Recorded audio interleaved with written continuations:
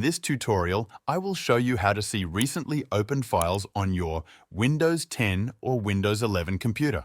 This is a simple process, and I will walk you through the steps. First, open File Explorer. If you have it pinned to your taskbar, click on the folder icon to open it. Another way to open File Explorer is through the Start menu. Click on the Start button and type File Explorer in the search bar. When you see File Explorer in the results, click on it to open. Once File Explorer is open, look at the left side of the window. Click on Home at the top left. This will show you a section that includes recently opened files.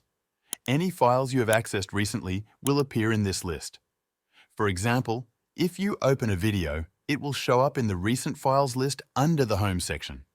This works for other types of files as well, including text documents, audio files, and other files. If you do not see recent files, it may be because the feature is turned off. To enable it, click on the three-dot menu at the top of File Explorer and select Options. In the Folder Options window, make sure the box next to Show Recently Used Files in Quick Access is checked. Click Apply, then OK. That is all you need to do to see your recently opened files on Windows 10 or Windows 11.